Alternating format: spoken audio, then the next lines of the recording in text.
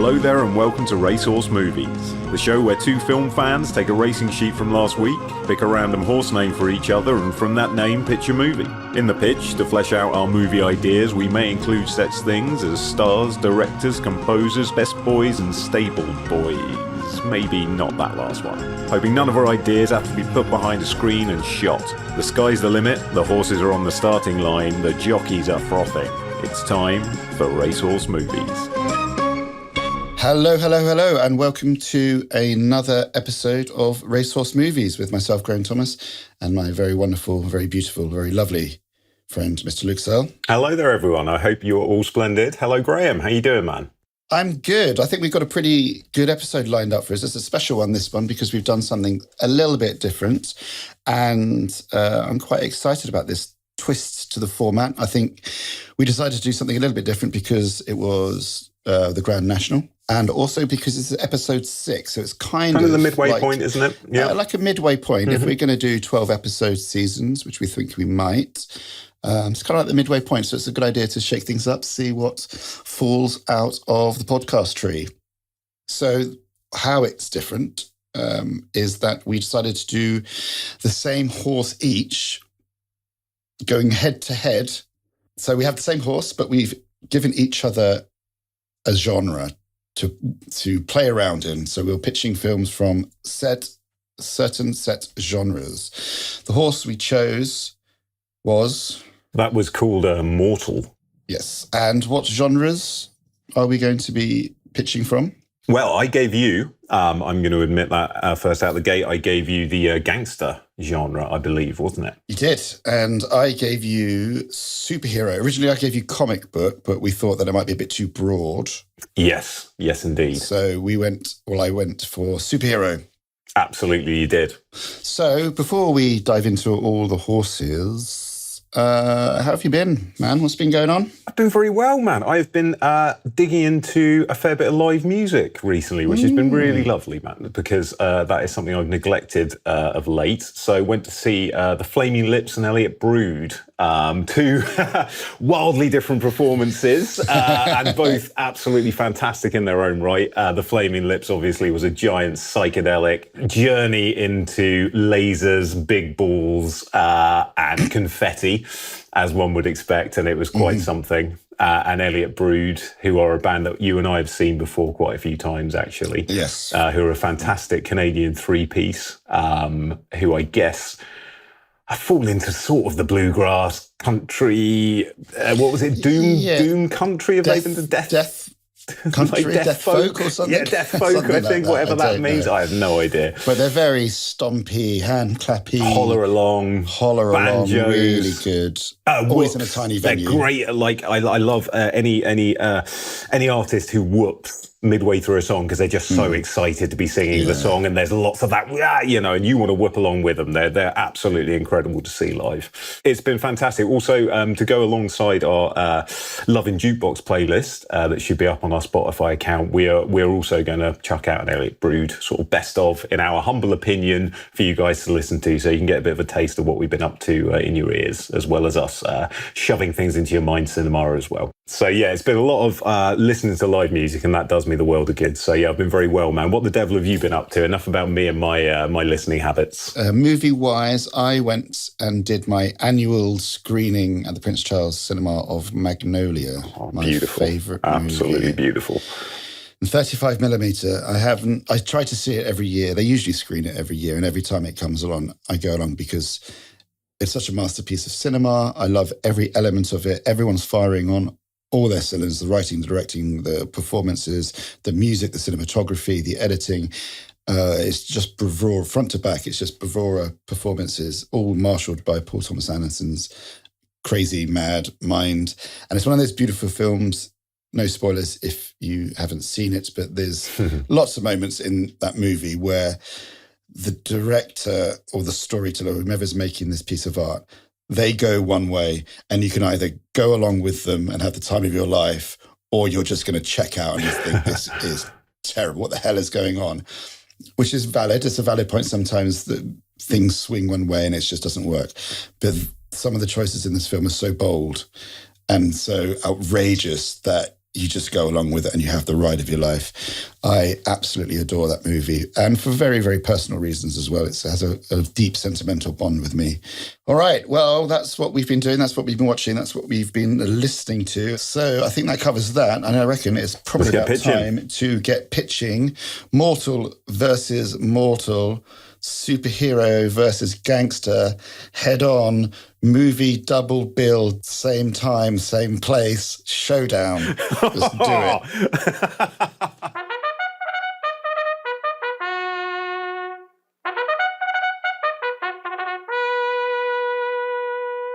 So, Graham, if I may, I am going to have a go at pitching you a superhero film. I will be taking you into the depths of outer space, possibly into an entirely different galaxy. I'm going to introduce you to the planets Clantor 5, not to be confused with Clantor 1, 2, 3, or indeed 4, which I think we can all agree were far, far less interesting planets. But not as good as Clantor 6. Clantor 6 is absolutely banging, and no one can take that away from them. That's the sequel. But yeah, we'll get to that in good time, man. The post-credits is just like a little sort of tour of Clantor 6 and all of its amenities. Nice. Clantor 5. So yeah, bang. In space, big old planet, Clantor 5. We fly down through the planet's atmosphere, something like that. We're under the light of dim sum. We're not under the light of dim sum. Delicious. That delicious light, man. It's so I just sunbathe in it. So we're under the light of a dim sum, and we're eating dim sum. I think if you asked either of our fathers, I think they probably would have said they sired a couple of dim sums. To be fair. So we fly down through Clantor 5's delicious atmosphere, and we're under the light of a dim sun, and not just because it's evening. The planet looks kind of used up. Pan up to this sort of great hall, this great part of civilization amongst the sort of decay. And inside this enormous room, there are two guys who These are clearly two well-respected leaders of this community, of this planet that we have just entered. So they're all robed and in fineries and all that kind of a thing. And the room's big and echoey. It's got that kind of Dune-y kind of a feel to it, man. One of the guys debating in front of this huge crowd. Clearly the inhabitants are out there to witness this great discussion. I will not allow the life of this planet to be restored at the expense of another. It cannot be like this, brother. So, you asked me for a miracle. You've gone Ralph Fiennes and Clash of the Titans. I have to. His Grimsby impression is too good, man. Either that or Baron von Greenback from Danger Mouse. Yeah, Danger. But yeah, so you asked me for a miracle, and when I build it for you, you complain that it's too miraculous. And then, while this debate is going on, we intercut this great debate that's happening with two boys. One, Tylan Rain, wakes the other, Cref Mortal. And he says, Cref, tonight my father will show his great ship. It is very powerful and we will be very happy. My father says it will save us all. And sort of, Cref's all like, okay, well, that sounds pretty badass, Tylan. Let's go, man. So these two guys, they're sort of like going through, the two kids, they're going through like a bit of a prison break. They're going to this grand hall where this massive debate where most of the planet has turned out to witness this, man. It's drawing them as well, especially because Tylan's father has built this incredible machine by the sounds of it. I think like by the sounds of it as if I'm not sure what's happening. Yeah, I think like apparently. So we're intercutting the, we go back from the kids, they've just woken up, they snuck out, and then back to, with my creation, I can take the power of worlds and bring them back to make the heart of our planet beat once again. And you insist temperance? No, you fool, we must feast. And then back to Cref and Tylan, and Cref says, my daddy says it could eat us all up. He's like a bit reluctant to go and see this great creation. And then, fool, we're back to the grand hall, and the clear leader is sending everyone out and commands the other men to their quarters. And so the hall itself starts to dissipate. And then we get we whack in some exposition, like this guy has created a ship that will go and harness power from other worlds, other objects in space, whatever they may be. It has the power to absorb their power, and it can bring that back and fire it into the heart of their dying world. So the children, now we see the quiet great hall that has just been evacuated, and then we see a little slip of light open as a door opens, and Kref and Tylan sneak through, and just them being on board starts to set off the ship. It starts to activate it. It thinks that it's time to start carrying out the mission that it was designed for. And so we cut back to the two men arguing, and they get an alert that something is happening with the ship, and it starts to fire up. The kids are terrified. The doors close behind them. They have no idea what's going on now. It starts to rise above the atmosphere of the planet. And then we cut to an outside of the ship, sort of in context of the planet. And we just see this sort of almost lightning rod come out of the bottom of the ship and begin to activate. And then a massive ball of energy. And it cuts sort of like half of the planet almost in its, it takes half of the planet inside its ball. And we cut back down to the two men, and we see everything starting to shut off, all of the lights, everything in the facility. The grand hall goes dark, wham, down. And then, wham, the ship's off. It's gone, and there's nothing there. They can't even monitor where it's been. They're gone. Okay. The kids hurtle forward. Energy is sparking around the ship. We've got like 80s rotoscoped kind of electric, that kind of blue Terminator Arrival electric. I want all over the shot, man. Then we cut to the moon, and we cut to Neil Armstrong, and we cut to 1969, and we cut to Earth and what's happening there. And he's just about to do his really cool like speech about men and mankind and steps and all that kind of stuff, you know. He's just about to set foot, and we get a nice little shot of the boot coming down, about to hit the moon surface. And then just through the gap between the boot and the moon surface in the background, we see something plummet down into the moon. And wham, this extraordinary explosion of dust, and the shuttle shaking. Even Neil is shaking. Even Mr. Even Neil. Yeah, even Mr. Armstrong, the man who was flapped by North. What the fuck is that? Pause, let me in. So he's hanging on to the side of the craft of the lunar module, man. He's almost for dear life, and it's shaking around. It's being buffeted by this incredible force, and he looks and he sees this child walking through the vapors, and he can hardly believe his eyes, and he gets straight back on the ship because Neil he's fine with dealing with a ship that doesn't work, but he's not prepared for any of this kind of stuff. I want to see when Neil Armstrong absolutely loses his rag. But let's terrified. But Neil Armstrong, gotta go, no. like 43 years of pent up like manliness just evaporated in this big weeping snotty like Blair Witch style bogies kind of a thing going on, man. Buzz and the other dude are like taping him to the chair. He's like, no, get out of here. Not me, not like this. Dude. Oh, right, okay, a quick casting. We are casting Nervous Guy from Seven. Leyland Orser, I think his name is. He is going to play Neil Armstrong, man. That is 100% locked in.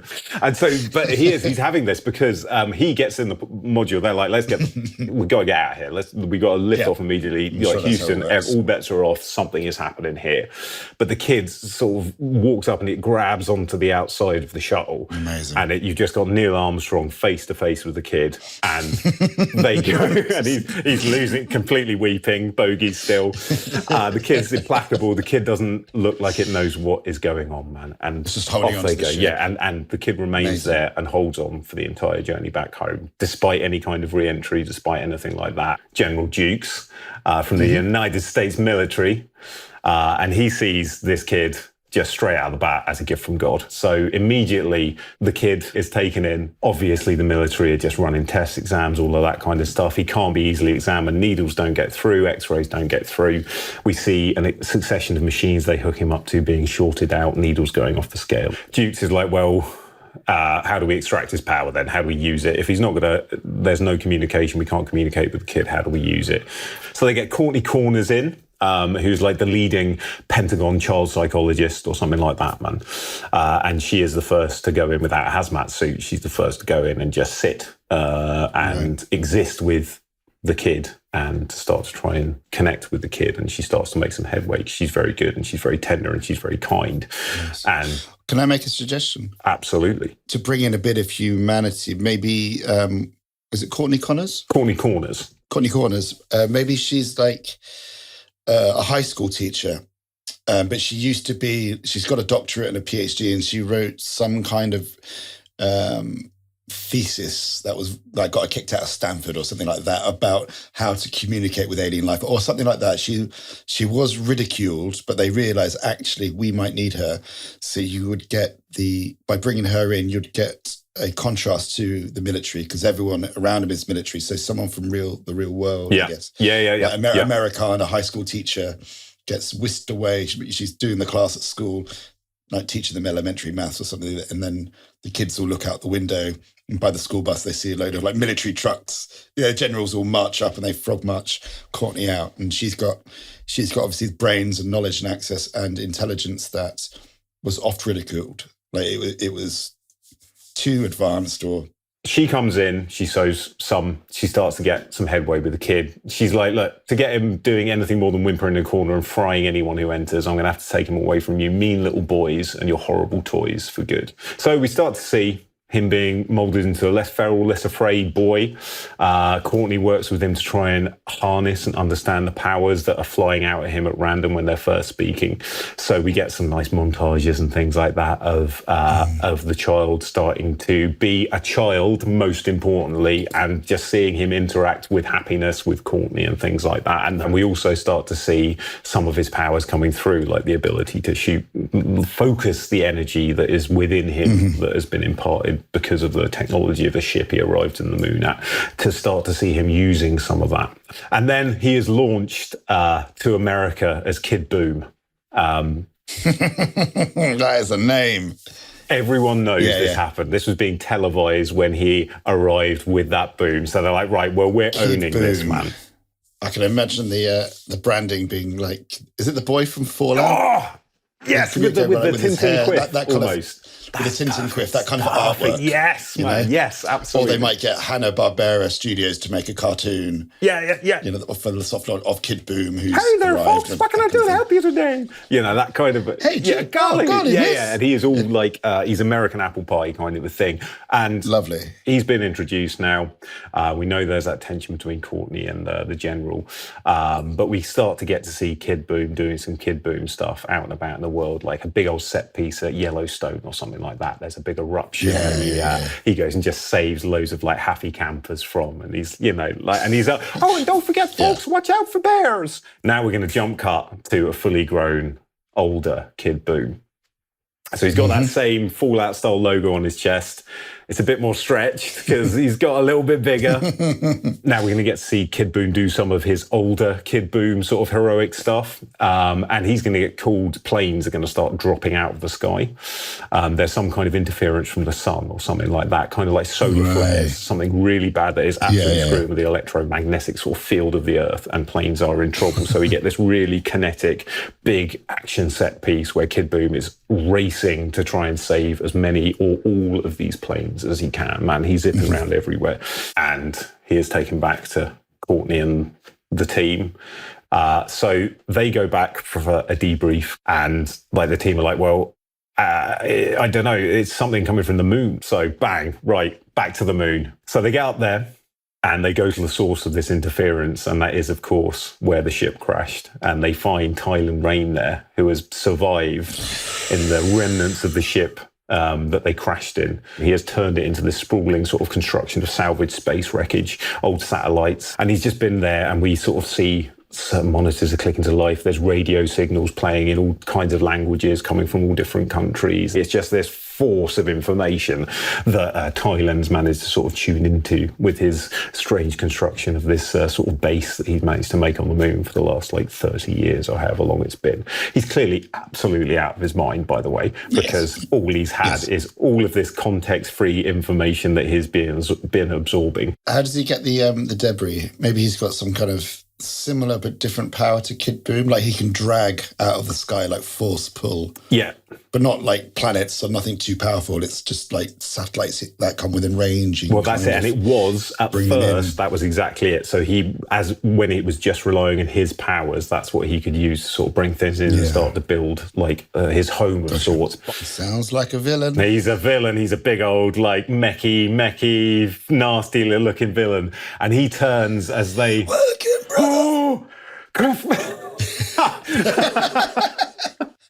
How long I have waited here on this desert of grey sand. Yeah. How long, Cref? And he looks and he's, Cref Mortal, you have grown old, but there is still power in you. And he just hits him with this blast straight out. There's no hellos, like I've missed you or anything like that. Bang. Hits him with the laser blast, drops Kid Boom to his knees. And as like he's struggling against the weight of this power, we start to see his hair graying and moving out from the temples. And we start to see sort of wrinkles appear where there weren't before. And he's slowly getting crushed under the weight of this beam. And he falls over to one side unconscious. Duke's man, it doesn't faze him. He's like, if you want power, that is absolutely fine. I got all the power you can eat, man. Just join me and we can get you back. We can hook you up. So then they bring Thailand back, man.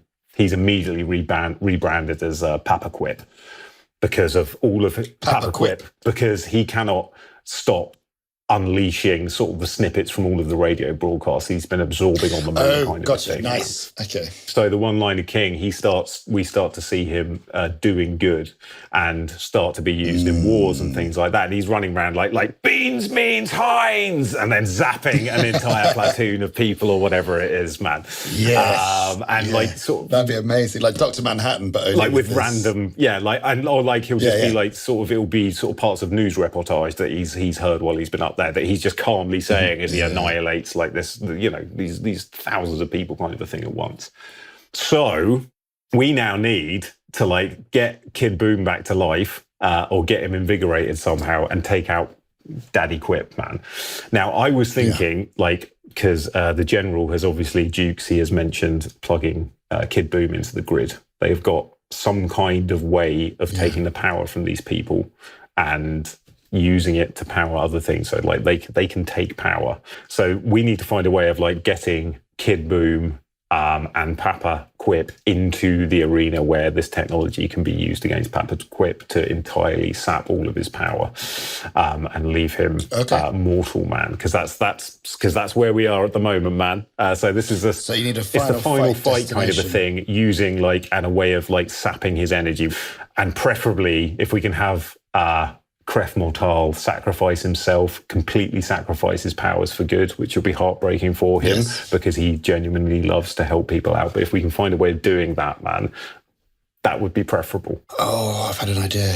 Yep. Just rolling back when they're on the moon. Yeah. And Kid Boom's been taken out and Dukes is there and he's like, what do you want? Thailand, like, he points to the earth. He's like, I want that. I want power. And Dukes is like, I can give you that. But you know what real power is? You've had it all along. And he points to the TV screens. And he's like, information. He's like, the power of the United States, the power we have over the world, you and me in the United States, we could run over, we'd have all of it. So he's kind of propagandizes him into being this weapon. So that gets him on Earth. That gets him to join in with Dukes. So when they have their final confrontation, it needs to be maybe not in a nuclear power plant or something, but some kind of place that can transmit TV signals, or it can be a place that, do you know what I mean? Like somewhere that connects with both senses of power, the literal power of electricity or whatever it is, but also the power of information and propaganda. So somewhere like that where they can kind of have a final fight. And that would be underneath, I'm kind of imagining now, it's underneath a giant sort of radar array or something like that, because that would be a wonderful setting to, and lightning will be firing off it as they're sort of like fighting with each other and things like that. Well, maybe at the beginning, before they even found the guy in the moon, when they found Kid Boom, before they decided they wanted to turn him into a weapon, that didn't quite work. So they said, okay, we're going to plug him into the grid. And we've been building this thing that there's enough power to transmit our messages and light and like power an entire city. We could reach every single home on the planet. We can override every network. We can override every satellite dish. The entire world will have our message. Nice. And that this is like the secret kind of TV broadcasting stuff, and that's where they go to for the final fight. Yeah. Okay, so that's where that happens, and then we will have, as I say, Kid Boom will need to either pull or drag or get himself and Papa Quip into, I think, the middle of the facility that saps their powers, both of their powers, and leaves them. Because that would mirror where they were at the beginning of the film in the planet, this kind of energy core room or something. Yeah. And then they both emerge mortal. And there we go. That's kind of the end. Stripped of his powers, he has to give up. They both, and Kid Boom goes back to being a mortal Kid Boom, or he kind of goes back to working, or he is just a mortal at this point. So he has been stripped of all his powers. He's just sort of with Courtney and the team. Tylan, ditto. He will go back with Dukes. Like Dukes will take him sort of, I guess maybe he'll sort of like take him back. I think he should stay with Kylan. He's like, do you think they can rebond? You were manipulated. Let me show you. You didn't know that's not real power. This is real power. Friendship is real power. Skipping through meadows is real power, damn it. Real power, yeah. Yeah, okay. I think Tylan has been manipulated. He's been up there on the moon for so long. He's not evil. He's just been manipulated and sucking in and so confused. He didn't have Courtney Connors to help him get through why he's there, what's going on. He's a victim just as much as Kid Boom is. Yeah, and like... I'm such a hippie. Dukes needs some comeuppance. He does, doesn't he, man? I think Dukes will try to plug himself into the power to get the power himself. Yeah. And it's like the stupid, like he looks at it and he's like, kind of like, the end of The Last Crusade or something like that, drinking from the cup. It's that kind of a deal, man. So that is what happens to him. That's beautiful. This is my moment. Yeah, and he's just like thrusts his fist forward into it and then like this, and then absolutely, evaporated, man. And that'll be it. Then the credits will roll, and music will swell, and we'll all weep because of the reconciliation between two childhood friends, and Courtney's still alive. It's marvelous. And then obviously we'll have to have a slight post-credits sequence because it's a superhero movie. So we cut back to the Great Hall, and we see where it was dark previously, monitors starting to flash to life and all of that kind of thing. And then we see Kylan Rain's father crouched over one particular control panel as the image on that control panel charts the erratic and crazy journey the ship took. Yeah, it's been bouncing around all over the universe. And then, and we saw just snatches of this as the kids were being bounded from side to side and getting that power infused into them in the first place. And then we zoom in, and the journey finally stops on Earth. My son! I'll get you next time, Gadget. Yeah, there we go. And Rain and probably his entire dark contingent will be coming to settle some scores with Earth in Mortal 2. Yes. Awesome, dude. I love that. That was really good. It had so much to it. There was some Spielbergian adventure. There's a bit of horror in there. There was... I found a touch of kind of 80s Last Starfighter kind of thing, but also a touch of like the Jetsons. Yeah, and like you say, it's that Fallout imagery, that kind of cute American Pie that never was. Retro futurism, and then as you can move through time, the hangovers from the Vietnam War and the distrust of governance and security systems. And the greed of the 80s as that's starting to play out. And Kid Boom becomes a complete anachronism in the face of all of those things. Casting. Yeah, casting. How are we going to cast this? Well, when I first thought of Mortal, and Mortal went through a lot, as maybe the pitch belies, Mortal went through a lot of things when it was in my head. I got about halfway through, I realised I'd rewritten Captain Planet for no reason, which was slightly upsetting. Okay. And at one point, sort of like the main thing that I wanted to see in Mortal was Arnold Schwarzenegger as as he currently is aged, his 75-year-old Arnold Schwarzenegger, dealing with sort of the ravages of time, I guess, and not having the powers that he once Arnie had. was Kid Boom. He was in our previous Inception. It's been very hard for me to shake because how can one just shake Arnie off once he has entered an idea or whatever, man. So it was very much Arnold Schwarzenegger focused for Kid Boom for a lot of the time, because I just wanted to see him in the costume stretched over his sort of pecs, all of that kind of a thing.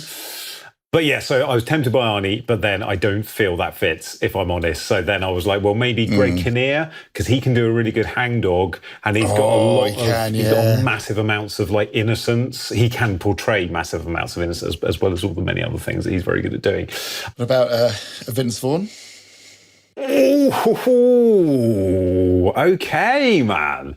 Yes. Yeah, I like that a hell of a lot, man. Yes, bloody hell. I'd love to see Vince Vaughn like rocking some spandex and stuff, man. For Kid Boom Young, how about Thomas Brody Sangster? I like his look a hell of a lot, actually. I think he'd be a very good, and we could easily have him, we could Kinnear into him, Kinnear transition, from him. Courtney, I would like, if I may please, I would like to request Sigourney Weaver. Nice. Young version of Sigourney Weaver? I think we might start as Sigourney is now, and we'll age up as we need to for the 20-year flash forward kind of a thing. Yes, okay. Sigourney Weaver, wonderful. I was thinking younger, so like a Rachel Weisz or something. 100% Rachel Weisz is incredible. So yes. Mm-hmm. Okay, so Sigourney Weaver or Rachel Weisz. Yep. What about for the villain? I have one and one only. Okay, well, I was thinking the Serpentine Michael Fassbender. Yeah, me too. Yeah, I mean, welcome, brother. Yeah, and like he's full crazy. Magneto was a sympathetic character. He's played that. We want like full bonkers Fassbender. Absolutely. And you just throw him some real meaty dialogue to chew on it. For 40 rotations of the blue marble, I have stood on this desert of greys, inhaling both the dust and the nonsense from below. And also, like, we'll be cutting that dialogue with the non sequiturs and the adverts and things like that, and he'll be delivering it all in that same menacing fashion, man. So yeah, like there we go. Fassbender's cast. Fassbender directors. Well, I don't know. I know where we're going. I know. Yeah, I know. I'm not going to mention the person who rhymes with backflyber. It's got to. Yeah, I don't think we. Because he'd do it, but it would be awful. Everything would be like all of the messages from Earth would be the worst messages, and Papa would end up being like the heroic. We're talking about Zack Snyder. Yes, sorry guys. Yeah. Forgive my obtuse rhyming clues. And also, well, let's be fair. We should find the people that fit the material, who would like have fun with it or do something with it, and we can't be so exclusionary to directors who we feel have output that might offend us and our sensibilities. Mr. Snyder being one of them, very much so.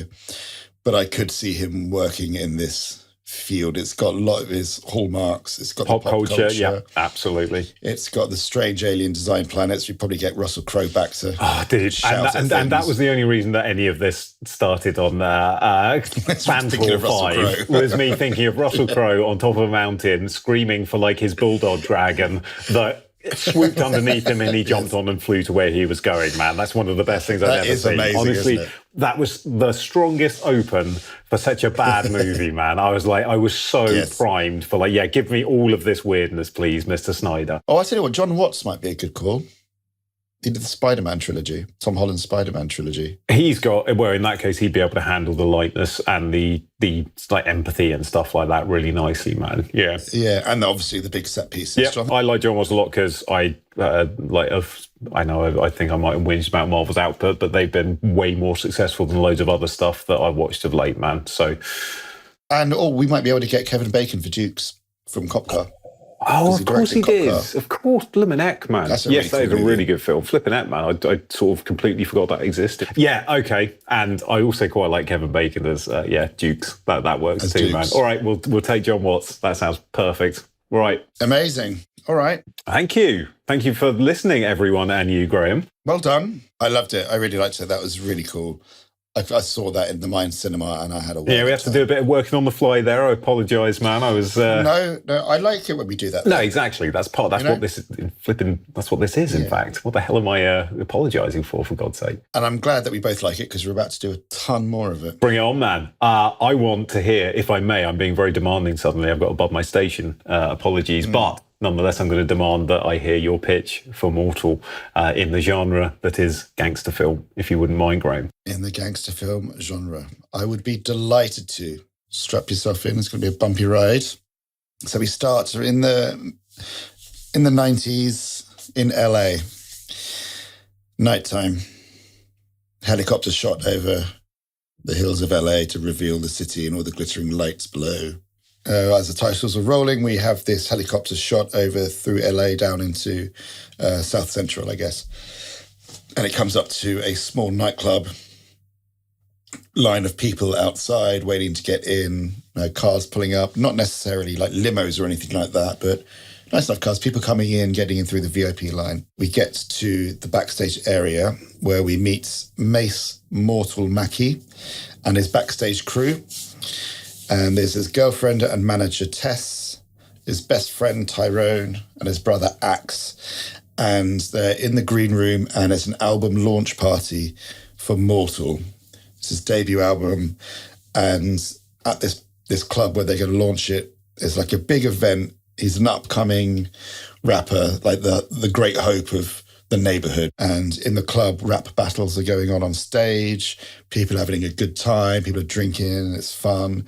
There's a real buzz. And backstage, where Mortal is getting ready to do his performance, Tess, his girlfriend and manager, who's pregnant, they're talking privately about their dream, which is this album's going to be huge. And what we're going to do is we're going to set up our own studio. And it's going to be a legit enterprise. We're going to set up the studio. We're going to help up and coming artists from the neighborhood and other surrounding neighborhoods, maybe to get them out of whatever, things they might be into or might be exposed to in these kind of deprived areas. So can we have a few people from the community, maybe like in a backstage he's talking to, connecting with setting some of that stuff up? Really nice people trying to set this stuff up, make this dream happen. And a lot of it is riding on the release of this album. And Tess is really happy with him. He said, I've found the perfect location for our studio. It's going to be amazing. This is going to be it, baby. We're going to be on Easy Street soon enough.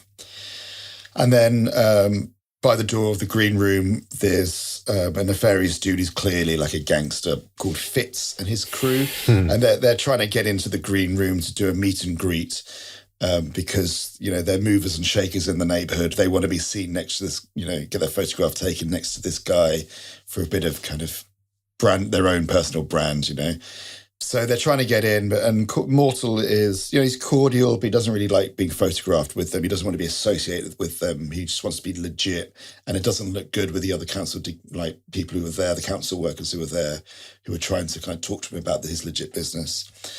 And Axe, the brother, goes up to Fitz and really apologizes because he kind of set up that meet and greet. And he's, I'm so sorry that we couldn't get you in. I tried. My brother, when he's about to go on stage, he's really focused on his thing. Yeah. I'm really sorry. He's kind of snivelly and really, he shows a lot more kind of fealty to Fitz than he really does kind of to Mortal. He's bought into this kind of lifestyle, this glamorous gangster lifestyle. The concert's really revving up and Mortal's going to take on stage. And we cut it outside and some unmarked police cars roll up, led by Jack Spinowski, who is a detective, and he's there with his partner, Davies. And Davies reveals that inside the club there's going to be a meetup, and he's got an informant on the inside. And during this album launch, doesn't really matter, but there's going to be some gangs that are going to come together. There's going to be Fitz's gang, and there's going to be another gang, and they're going to come together, and rumor has it they're going to have some kind of truce to amalgamate power and really start making moves. Right, the launch party is now in full swing. Mortal takes to the stage and the crowd goes wild. And, in the crowd, shady deals are being done by Fitz and a rival gang leader called Pokey. They're all kind of meeting and greeting and whatnot. Outside the club, Davy's pager goes. The signal is good to go. And then cut back inside the party. The best mate, Tyrone, behind the stage, hangs up the phone and slips out the back. Mortal's in the middle of his set. He's just ripping the place apart. It's going... gangbusters. Amazing. Yeah. It's going gangbusters. And quite literally about to go gangbusters because the cops bust in on the concert to try and break it all up. Mad panic. People on the stage don't know what's going on. And out of nowhere, like a shootout starts. The Fitz and Pokey's guys, they hate the cops. They hate everyone else. They think it's a setup. And it just all kicks off. So you have this really tense, horrible shootout in a really crowded place. People like trampling over everybody else to get out. Yeah. It's really horrific. And the cops really aren't acting like cops. Like Jack Spinowski and his dudes are just like opening up on people. There's no real due process. It's absolute chaos. The brother, Axe, manages to get Fitz and Pokey out of the back. He kind of ushers them out, makes them safe. But he leaves Mortal and Tess in the middle of this chaos, right? The brother immediately aligns with the gang bosses. Jesus. Mortal and Tess are in the firefight, and it spills out onto the street. Obviously, Mortal isn't shooting anyone. He just wants to get out there. He doesn't know how it's come to this. Yeah. And he manages to get himself and Tess into a car. Davey, Jack's partner, gets shot. Jack sees the shooting, sees the chaos, sees two people that were on the stage get into a car to drive off. And Jack immediately goes into a rageful pursuit because he thinks, they're part of it. It's all gone terribly wrong. Yeah. Okay. And we have a very kind of famous looking highway chase, like Bronco style, LA 90s. You've got the police choppers going down the highway, this high-speed chase, but you've also got 24-hour news crews flying in. So you've got everything's being documented. Everything's kicking off. We have this car chase in the rain, and eventually Mortal's car crashes, and the cop, Jack, pulls up, gets out his gun to kind of secure the car. Like, get out of the car, get out of the car. The car's flipped on its side, and Jack sees Tess in the car. She's pregnant and she's injured, and he switches kind of back into cop mode. Yeah, there's a bit of him left. There's a bit of good cop left in there somewhere. You can hear the helicopters above. You can see like news crews, vans kind of coming in, and he realizes the situation's fucked. So he pulls Mortal out and like cuffs him to the car or something like that. But he secures Tess and he gets around, he waits for the ambulance, and he looks after it, he applies... like dresses a wound or two. Applies medical attention, looks after the baby, does everything right. Obviously the cameras are recording all this. And then he makes her secure and she gets taken away. The situation dies down and Jack starts looking around the car because he needs to find some of the reasons that some of the reason that he just belted after him. But he doesn't find anything in the car. All he finds in the glove box, which has kind of been knocked open in the crash, is a stack of CDs of Mortal's album. Yeah, demo tapes, all of that kind of stuff, right. So he just takes one out of not thinking, he just pockets it. Jack goes to where Davey has told him he was going to meet the informant after the bus. We were going to meet up under the bridge or wherever. So Jack goes to where Tyrone is, and obviously Tyrone's expecting to meet Davey. Davey's dead. Jack turns up and says, what the fuck happened? My partner's dad gone, that was a shit show. And Tyrone says, yeah, my deal was Davey. He ran me. My deal was Davey, so I'm out. And Jack says, no, Davey's dead. You work for me now. Yeah. Makes Tyrone get back into the crew. He's like, no, you're just working for me. You're my... eyes and ears, kid. You're my eyes and ears. You're my eyes and ears. And he wires him up and he sends him back. He says, you got to get back in with whomever was putting this deal together to consolidate their power. You got to get back in with them. I need it. So obviously Tyrone goes off into the night. And Jack goes home. He has a wife and a child sleeping in on his house. He looks in on them. And you can see the TV is still turned on, but with no sound. So you can see the 24-hour news cycle of this car chase. And you can see like him from the helicopter's point of view, making Tess safe and getting her into the ambulance and stuff. So this news cycle is still going. Gets some whiskey out, maybe chops up some lines of coke. So we start to see that he is just pretty awful. And then he puts the CD on, Mortal CD, and he puts his headphones on and he starts listening to it. And at the first, he goes to take a sip of whiskey and he kind of pauses at his mouth as he listens to this music. And then over that track, we have a montage So we see Tyrone maybe injuring himself, like maybe shooting himself in the shoulder or doing something so that when he goes to Fitz's, for help or like, I've come back. I just about escaped. Like, I'm one of you guys. They were shooting me as much as you, that kind of a bag. Yep. And he's accepted in because Axe is there. And they're like reconciling, it's okay, he's with me, that kind of thing. And then we also get flashes of the intense firefight and Davy getting shot and Mortal and Tess escaping. And we cut to like Mortal in the county jail, wherever he is, getting laid into by cops because he's now labelled as a cop killer. Tess is in surgery. Axe is getting treated quite well by Fitz and Pokey for saving them. They're still together. Like the truce is kind of still on. They've just gone to a safe house rather than the separate ways. Yep. And it's all cutting back to Jack in his living room with the whiskey, listening to this music, and he's getting more and more into it. Like, this is almost like a sign from God to him immediately. Like, what the fuck is this? This is amazing. This is unbelievable music. So that's kind of the end of the opening montage of what's just happened. Okay. So Jack then collects Tess himself from the hospital, and she's harassed by the media because kind of a celebrity arrest, right? Yeah. And she's kind of doesn't want to see anyone. She's still in the gurney. She's heavily pregnant. And Jack takes her to a safe house and says that she's going to stay there until there's a trial for Mortal. And she says, we're innocent and everyone is innocent. It's all been a big mistake. And he says that Tess is going to stay in this hospital, this safe house hospital, almost indefinitely. Until he says so. Until you give birth, because that's around the corner. But it's safe, it's secure. You're going to be okay. And of course, I'll be here. I'll come and check in on whatever you need. Whatever you need. And she said, everyone's innocent. And I believe you, and we're going to get to the bottom of it. Don't worry, you'll be safe here. Fitz in the safe house with the gang leaders. He privately asks Axe and Tyrone to find out who set everything up. How did it come to this? And also to keep an eye out on Pokey, because it's too coincidental that when this big consolidation happened, a load of bent cops came in and tried to kill us all. Yeah. It sounded like it was trying to take out the competition, which is fine because I'm definitely planning to take out the competition myself. I would just rather know. Yeah, I just want a heads up on this, man. Yeah. So he is now like doubly in deep. He's an informant and he's also being an informant to the informant. So he's now psychologically under a lot of strain. And Axe already is starting to kind of embrace the gangster lifestyle a little bit too much. He's loving the women and the drink and the drugs. He's already kind of... So that night, while that's going on, while Fitz has tasked Axe and Tyrone to find out what's going on, Jack is out at night. He's one of those cops where can't really stay home. He's always out. He doesn't want to. Doesn't want to be like... He needs to be out on the streets. He needs to be making moves. He needs to be... Like, he's a creature of the night. So Jack's back out...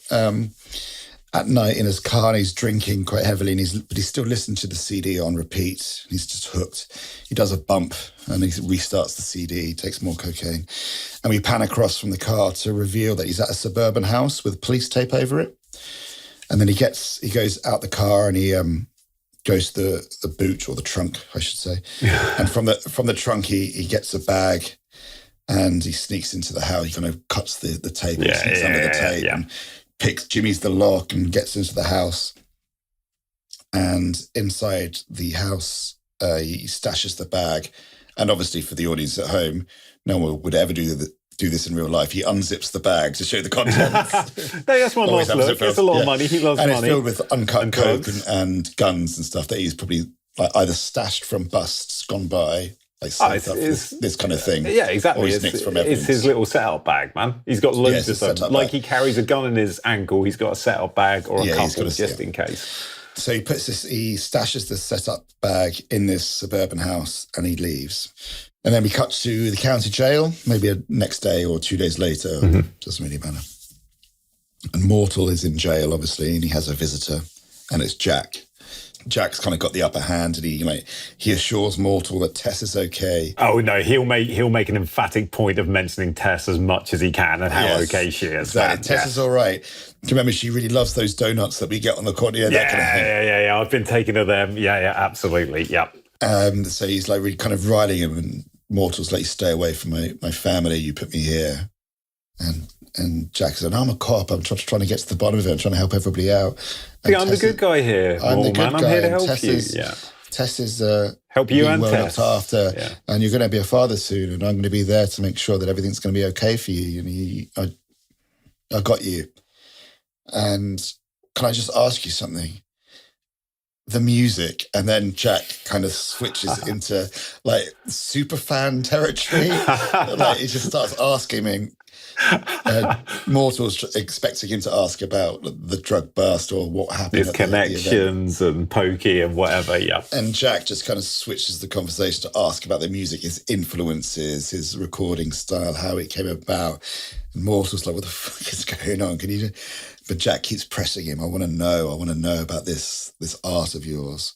And maybe quoting back some lyrics and like misrepresenting them. Like when you said X, Y, Z, it's obviously a reference to track 4 when you said like there's just like misunderstanding it. And he'll take like one of the songs and he'll apply it completely to the situation of like their first meeting, and he'll think that there's like a kismet involved, and he's like, that's you and that's me, and this is the big event that happens. It says destiny. I saw myself in that song. And he says, obviously Mortal tells him to go fuck himself, and Jack says, I'm going to look after Tess forever. You don't have to worry about that. And then Mortal just starts busting into a freestyle flow, just starts rapping at him. And he starts into a flow about what happened and about Jack and the cops in general and everything that's going on. And at the start, Jack is like mesmerized, private concert. Oh my God, this is unbelievable.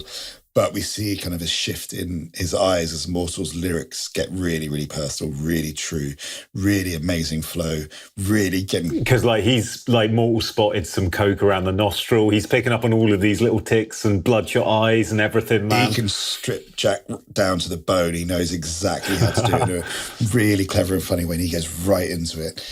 And obviously Jack gets really fucking frustrated. And he leaves the phone off the hook as Mortal's flow is getting bigger and bigger, and he just kind of smiles and backs away.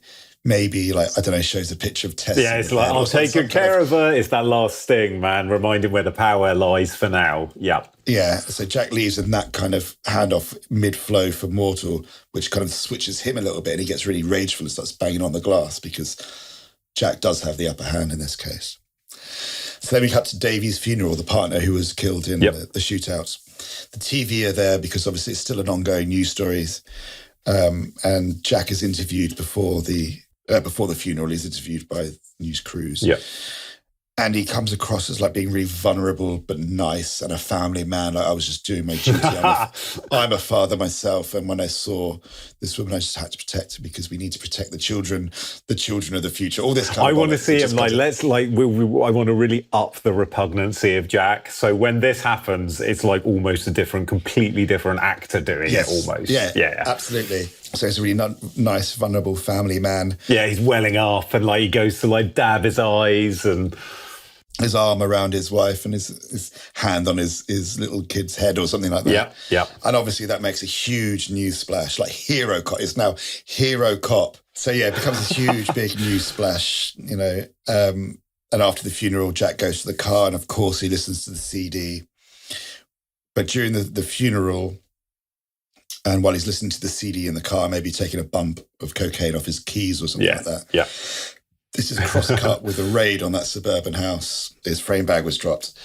And obviously, as the cops are busting in, we then see more details of the house because it's in daytime, and we see pictures of Mortal and Tess. So now there's evidence. They found evidence for Mortal. So now it's time for the trial. So at the trial, Jack takes some pills to level himself out in the bathroom outside the courthouse. Or thinks he does, man. But I want him like red rim eyes and tie askew and goodness knows. Like eye droppers and everything. Clearing out each nostril before he goes in, man. Yeah.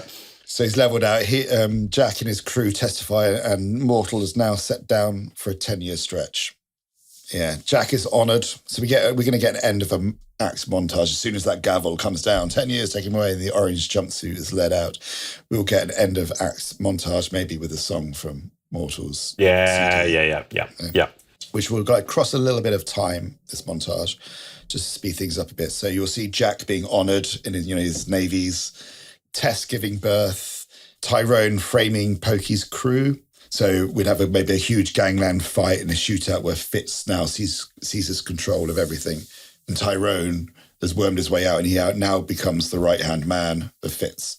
And obviously Axe is very jealous about this because he brought them both, Tyrone and Axe, into the fold of Fitz, saved his life during the shootout, but hasn't had any action other than all the blowing and women he could heart desire. Yeah. But Fitz doesn't trust him for anything. Yeah. Tyrone has proved himself by doing this. So we'd have this big shootout montage. And also it would cut to Jack being given carte blanche to assemble a crew, like his own hit squad to go to town. The war on drugs in LA is going to be fought and won by Team Spinowski. Yeah. So Jack's got his training day, the Shield type crew. Yeah, his crew of rogues, man. And then obviously we'll see Mortal in prison, like begin taken into prison, and it's just fucking horrible.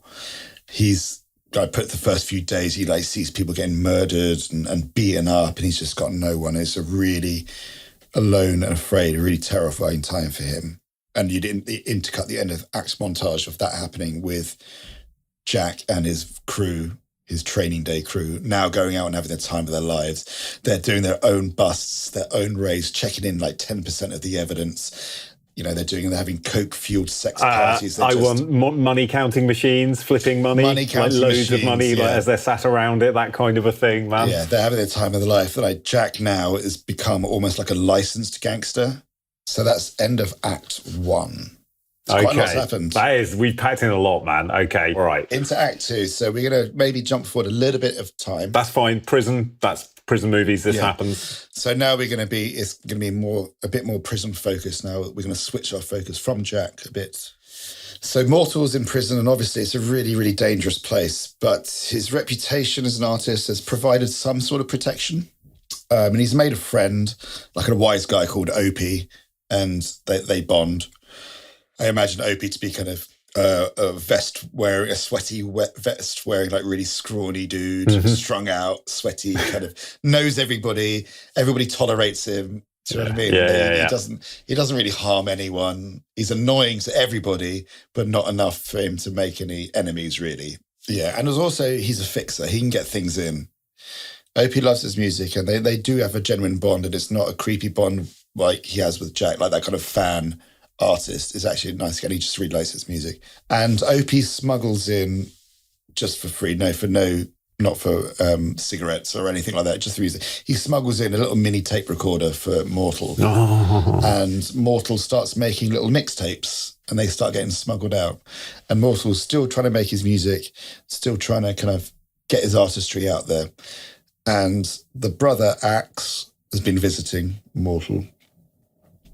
And Axe has been smuggling out these illegal contraband mixtapes. And he's been releasing the tapes through the label that he and Tess were originally going to set up. He's got this little underground label. And the tapes are really blowing up. And Axe is releasing the tapes, and he's saying, all the proceeds are going to Tess and your kid. But that's all just a big fucking lie. Oh, come on, Axe. All the money that's been made has been going to Fitz. They're using the record label as a massive front. They're getting some acts in there. Then they're talking about they're making some really horrible music with really horrible themes and horrible production. But really, it's just a front. This record label is just a front to siphon drugs and guns and whatever other stuff into the community. And this is how Axe gets a little bit of footing back with Fitz. He's been kind of doing this revenue stream, I guess, because obviously he's got direct access to this amazing talent of Mortal. And fortunately for Tess, she doesn't want to have anything to do with this anyway. She doesn't know that's going on. She's out of the life. And she is cordial when she meets Axe and Tyrone. Like, they have regular meetups, and they try to give her money, and she's like, no. I don't want anything to do. I don't want a single dime that's come this way. But of course, while they do that, whenever they have these meetings across the street in a car, is a really strung out Jack, just kind of spying on them, trying to get some kind of thing. But he's still got this obsession with Mortal, and he's still got this obsession with this music, and he's hungry for these bootlegs. So he's finding them whenever he can, any kind of material that is coming out. He needs these tapes. Right. This is where. So because forgive me, man, we're still in the 90s as well. So I'm just thinking about how this music's disseminated and how it's shared. So we got maybe a little bit playing on like pirate radio stations and stuff like that, potentially if the tapes ever get there. But the tapes are literally changing hands, man. So that can be, we can have Jack on a little hunt for the physical tapes because that's like they are hen's teeth kind of a thing. Yeah. Man, that's how rare they Okay. are. Good shout. Yeah. What's going to happen now is it might get a little bit shonky. We're in the middle of the second act. So we might need to do some development here. Okay, yeah, let's do it, man. Okay. Yep. Tyrone is getting increasingly fraught, even though he's pretty high up in Fitz's gang. He's still reporting into Jack, and he's getting pretty fraught for being in so deep. Axe, the brother, is getting more and more paranoid about everything around him. He's doing the tape supply, and he's keeping the cash flow going with the record label, but he's just off his box on cocaine now. Mortal is in prison, and his mixtapes are great and everything's fine, but can only go so far. And there's maybe a new gang are taking power in prison, and they corner him and they need him to do something for them. And if he doesn't do something for them, something very bad is going to happen. So we'll have a tense scene where he's like, no, I don't do that. I just remember tapes. Yeah, I love your tapes, but I can still kill you. So you're going to do something because you're going to have a certain skill set that you need us, or I need you to do this. So Jack is increasingly addicted to sourcing these hen teeth Mortal tapes, and he meets Tyrone. He kind of shakes him and says, "Oh, you got to get me the originals. The last ones you got me were fucking counterfeits." And I want to see the scene when he thinks he's got this brand new slew of tapes from Mortal, and he presses play, and it's just like the worst fucking hip hop or rap you've ever heard, and he just takes his fist to the stereo, man, and demolishes it. That'd be amazing when he's so done. While this is going on, Axe in his cocaine-fueled paranoia is like spying on them. He clocks them. Maybe he tails Tyrone because he's jealous as well. And he wants some power. He wants to get back in with Fitz. He wants to rise up. He's just doing this journeyman thing with the studio that's not really progressing him. He's just been seen as a money counter. He wants more power. Cut to Tess, bless her. And she's by the old studio, which is now the horrible front. And she's looking at it in the car, and she's kind of imagining what it could have been. And she's seeing the degradation of the area, and she's seeing everything. And so she has an idea, and she goes to like a volunteer, like a community centre volunteer that has like an outreach program. And she says, I'm working 5 jobs. I've got a kid, but I'll volunteer. I'll give you every hour I can give you if you can just let me work with you, let me get some experience, let me help. Because she used to be a manager. She knows about stuff. She's really, really, really smart, switched on woman. And she wants to care. She originally had this business plan for this outreach thing that the label was going to do. So she's going to try and actually follow this dream now. She's hit rock bottom and she's seen everything around her, and she can make a positive change. Cut to the prison. Mortal has to act on the orders of that gang and said, you either do this. Yeah. And what he needs to do is create a distraction so that someone in the prison can get shanked. So Mortal has to like set up a riot of some kind. Or right, dude, I can see it. We're in the mess hall or whatever you have in prisons. Damn, I should have taken some notes from your lexicon of prison. There we go, canteen, 100%.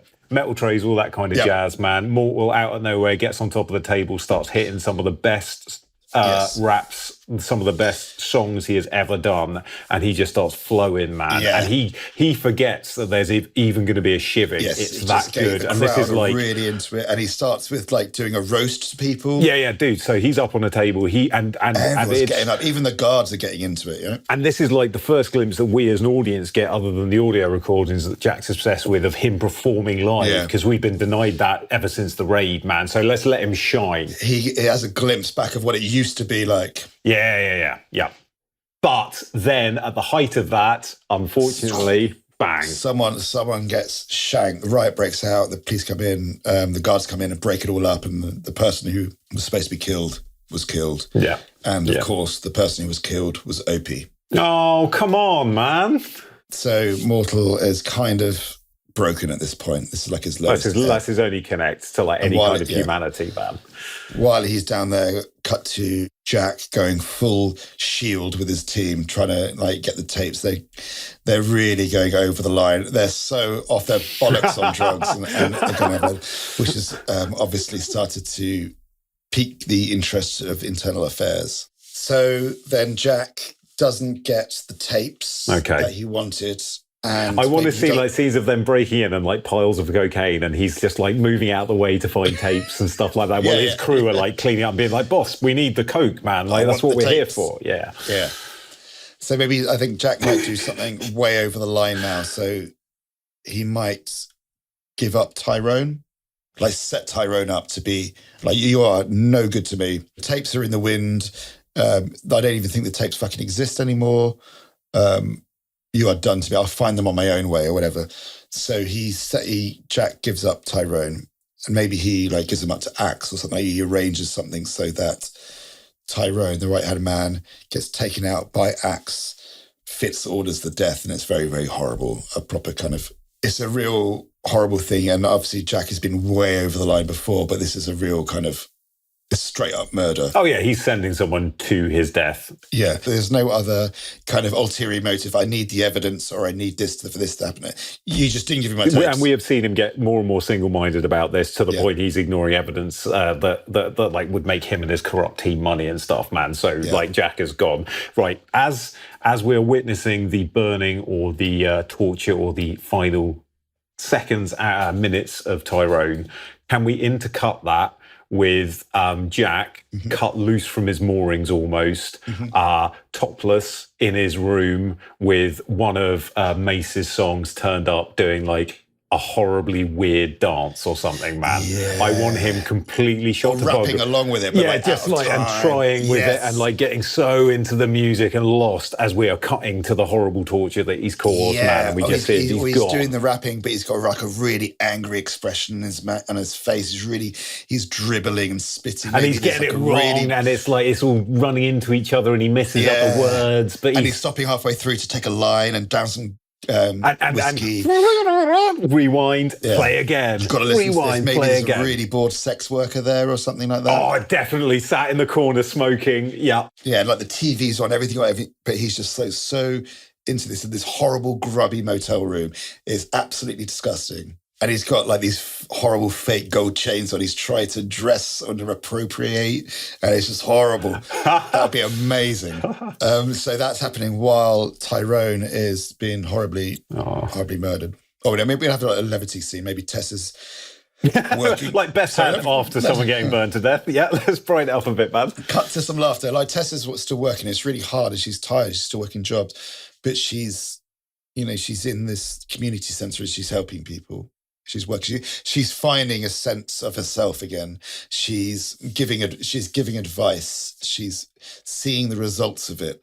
Maybe like we could have a really cute scene where someone comes and they're about to go to court and they come to the community reach and she's like, "Come on, Dave," and she reaches in a drawer and pulls out a tie and does it up for him. Yeah. Like little things like that, just trying to get people around her to think better for themselves and get better. And she's building and building and building. And then emotional swings now. We cut back to Mortal in prison. Okay. Yeah. And he's just he's lost Opie by his own actions. He's completely... And he's used his music, and his music has killed his oh, dear, man. Okay. He's at the bottom. He thought he couldn't get any lower, but he sure could. So he's broken down by his actions. He's super low. And in his darkest moments at night, he's in his... Maybe Opie was his cellmate, I don't know. Yeah. He gets the recorder, and without writing anything down, he just spits this song. He just sings this song into the recorder, and it's absolute masterpiece. It's a searing, epic track covering his entire life, everything that's happened to him. And not only that, but laying out bare everything he knows, like giving up everyone. Everything, giving up Jack, giving up Fitz, giving up Tyrone that he suspects, giving up Axe that he knows what's going on, he knows everything, giving up the gangsters in the prison. In a kind of mirror to the roasting song he did at the riot, this is this beautiful, absolute, it's just burning bridges. He knows that this is it. Everyone is under the bus. So he makes this song and he smuggles it out. Somehow, maybe Opie, one of Opie's contacts, gets it out. It doesn't go through Tyrone, or it doesn't go through Axe, or anything. Goes out in a proper bootleg.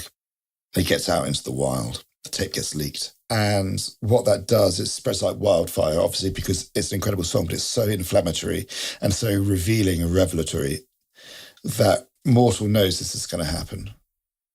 And he knows that it's going to come back to him. And he knows he wants it at this point, I guess. He wants it. And so, of course, in prison, Mortal gets killed. Oh, Jesus wept. Yeah. Dude, I mean, at least sugarcoat that. So, in prison, Mortal gets killed. Well, no, yeah, because he's burned the bridges, man. He was, I guess, he was kind of taking himself out by releasing that as well. Like it was kind of he was taking. It was kind of last ditch. Yeah, it's died by suicide via his art.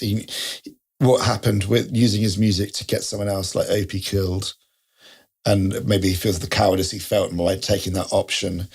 There is no way back from it, even though there probably would be a way back from him. You could get rehab and get out of prison. He's so lost in this place now. How do you come back? Yeah, but how do you realise that when you're in the position he's in, man? Yeah. Yeah. So he does, unfortunately, die in prison. So out in the real world, Tess has been denied many times for applications for funding for an arts centre or a rehab centre, and she can't get the access that she needs to. But she knows someone who might be able to get her access. Someone who has always been checking in on her and being around. No. So Tess goes and meets Jack and says, can you help me? I want to do this thing for the kid. I want to set up this centre. Can you arrange a meeting with Alderman, which we found out a few weeks ago what they did? Yeah. We did, yes. We can have the same one. We can do like a little film cameo. It's a connected universe. Yeah. It's the Alpha Really Connected Universe. And she says, like, can you get me a meeting? Can you get me some help? Because I want to do this. And Jack's like, wow, I can do that. Let me make some calls. he makes some calls. Tess, honey. For you, of course. Anything. Yeah. So Tess goes to have this meeting that Jack set up for the afternoon of the next day, and meanwhile, I don't know, maybe the IA are coming after Jack. We've forgotten about them. We need to. Well, I was going to say, like, did Mortal tattletale on? Did he have anything on Jack he could tattletale about in that music? Yeah, so then everything's the same. We'll have them come into possession of it at some point. Is that going to be the comeuppance of Jack? Yeah, that's going to be part. That's going to be part of it. So Tess goes to this meeting. We can probably intercut this and move these scenes around. But the upshot is she has this meeting. She gets her funding, but she gets her funding by giving up. She says, I can give you the information on Jack. I can give you the information on anyone. I have it. Not only in this tape, in this song, but I have reams of information of all the dealings that everyone's done. So they kind of do a deal with her. They give her, because she wants the funding, but she wants it clean. Yeah, I'm not in anyone's pocket after this because I've spent the last 2 years or whatever, or 3 years, however long it's been in that position. Yeah. She gets her funding for a community centre, which also offers like free legal advice for underprivileged people. There's a recording studio where they can come in cheaply, really cheaply, to record their tracks and try and get out of whatever it is that they're in or whatever it is they might fall into. And obviously Jack hears the tape because it's out in the wild. He finally gets his hen-tooth tape and it's got everything on there. And maybe there's a cutting of the rope ceremony, and Jack has heard this tape, which spills the guts on everything. Maybe at that point, when he's realizing what this tape, what is out there is saying, we hear the sirens of the IA coming to arrest him. And then he's just like, it's over. So he kind of shoots his way out or something like that. And I was thinking that he might go to this ribbon ceremony and try to shoot Tess or do something to kind of take them out because he's so lost. But obviously he gets arrested, and it will end with Jack going into maximum security prison, and everyone in there is the same prison that Mortal went to, who has now become immortal in that prison. Yeah. And he's in the prison. He's like, oh, fuck, everyone here. I'm a cop for a start. I'm not going to survive long. And people are coming up to him and they're saying, don't worry, you're not going to die. No one's going to kill you in here. We want to keep you alive. And you can see the guards might turn their back on him as well because he's super bent. Oh, yeah. And he knows that his future, he's gonna get beaten half to death every day for the rest of his life, and he's never going to come out of it. And like as he's lying in his cell, as the realization of this sets in, man, we hear like the chant from the other prisoners of the rap that was on the tape that got Jack in there in the first place, that they know beat by beat and word for word. And he's kind of... if we went horror at the end, he could like shank his own ears. Yeah, he's got like two toothbrush shanks. Toothbrush, yeah. and then it'll end with him, and then he could, as it fades to black, we could hear him screaming, "I can still hear." Okay, Stephen King horror territory. Yeah, cut to the Outer Limits. Theme tune. So that is Sugar my lumps. Strong start, weak finish pitch for Mortal in the Gangster genre. That was great, man. That was hard. That was hard for me to. I love Jack, man. I love a scuzzy cop. It was hard for me to stop getting so excited about Jack throughout that entire pitch, man. That was fantastic. You gave me gangsters, boy oh boy, but you also gave me like that. The humour in Jack using an entire strike team to try and find bootleg tapes and stuff, man. I just love that idea that they're just rampaging around LA looking for tapes. So yeah, that's so great. But it's brilliant. And that obsession, that's what I want. I want to see that displayed on screen. So that's cracking, man. Dude, thank you so much for that pitch. That was really good. I enjoyed that a lot. And again, a lot of visuals for the Mind Cinema there, man. So I really appreciate it, dude. Oh, you are welcome. Casting, what do you got? Well, like I cannot shake, and I haven't been able to shake since you brought Wonderful Jack into my mind, and that's Paul Giamatti, mate. I want to see Paul Giamatti. I want him topless dancing. I want him bug-eyed, cocaine-y, sweaty, charming, lovely, slimy, all of the things, man. Yeah, yellow sweat stains on everything. And I can imagine he would look so great when he's buying all these clothes, appropriating these kind of gangster clothes to fit in, part of his team.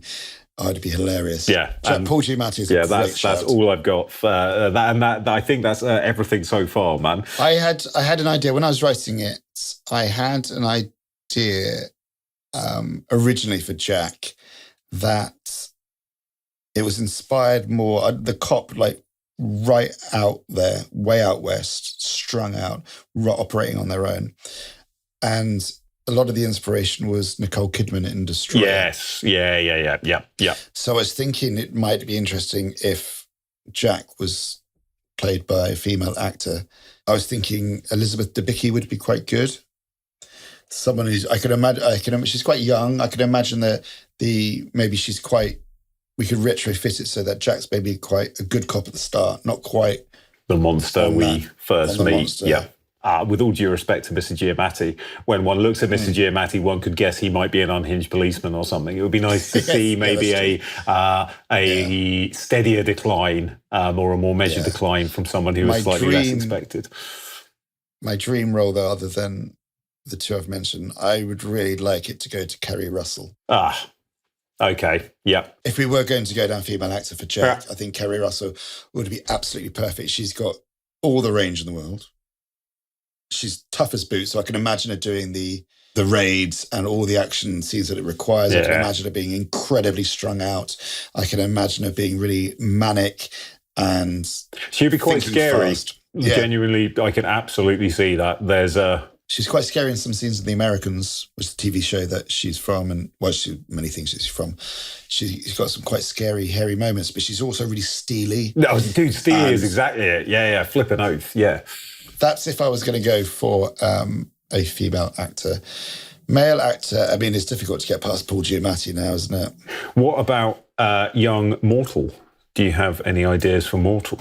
I was thinking like Riz Ahmed would be really cool. He would be fantastic and has actual life skills at rapping and hip-hop. I think maybe Yaha Abdul-Mateen II. Okay, yeah. Would be Aquaman. Really good. Yep. It's Black Manta. He was the Morpheus stroke Agent Smith in Matrix Resurrections. Yes, of course. Lest we forget that particular one. I like Damson Idris, but he's kind of done that kind of an arc with Snowfall, the TV show previously, which was really fantastic. He's like strong source he brings. He was also in a couple of he was in an episode of Black Mirror as well. And he is fantastic at showing that change in character from someone very sweet and innocent into something completely corrupt. He's very good at making that transition as an actor, man. So that would be tempting. I'd be up for that. Have you got... Davey isn't in it much, but I'd just like a Scoot McNairy for Davey if we could, because he'd be a great sleazy little cop. I want Scoot McNairy in everything. So yeah, that's it. Just because we can put him in, because we should, because it's Scoot, man. I want Scoot McNairy in the car outside, but about before the bust happens, really nonchalant about what's going on, very sketchy with other people at the details, what's going on. I'll get Paige, we'll go in. And he's like just casually munching on a burrito or something like that. Yeah. And there's some corn in his moustache. Oh, speaking of Scoot McNairy, which has led me on to Killing Them Softly, what about Ben Mendelsohn as Jack? Oh, God, he's almost too dirty. He would take that to its most wonderful, horrific extremes. Yeah, absolutely. Yeah. I'm immediately thinking of the on heroin scene from Killing Them Softly, which is just one of the grimmest things in all of the world, man. Well, that does sort of spring, because I was thinking of Andrew Dominik for the director for this movie as well, because of the fan obsession that we've seen in Jesse James, because of the links with Killing Them Softly in the underground and things like that. I was thinking that he might well handle something like this, man. He might. And he's also one of my favourite directors. Far effing out. So that was Mortal. I guess coming to the end now, right? I guess there's only one thing left to do. Pick some horses, I guess, and things for next week, haven't we? I think we have. Because we can't do an alternate pitch, because we've done that. we have. The entire show. We've gone all the way through it. All right. I've picked out a race. If you want to go to sunny Doncaster. I would absolutely love to go to Donny. Okay, this one's on the 3rd of June. It's the 5:40. Okay. A good time, if ever there was, for a horse race. It's a lovely time, isn't it? And hopefully these nice horses will run. We'll see. But if not, I wish them a merry graze in lieu of running. We hope they do run. I'm sure they will run, and run mightily and beautifully all the way to the end of the race and finish in a line. So do you have, if I may push you for a pick from that list, do you have anything for me, sir? Okay, yeah, I'm going to give you... She's the Danger. She's the Danger. Is she indeed? Yeah, okay. Yeah, She's the Danger. All right, then. I thank you for that. And in return, I'm going to give you... Madame Fenella. No, I don't want it. Choose another. Okay, I'm going to give you Madame Fenella. Oh, Madame Fenella. Oh, sir, you should have said. Yeah. She sounds like I want to hear what she's up to next week. Okay, Madame Fenella. And we're not doing genres. We're just doing straight anything we want. Yep. Back to the format. Whatever tickles our fancies, you are going to get two completely different pitches for two completely different horse names next week, as normal.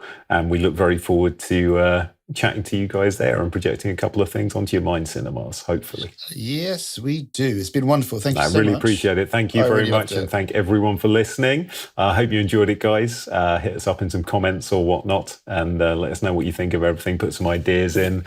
Let us know. And until we see you next week, I hope you guys take it very easy, stay very happy, and we look very forward to doing this again next week.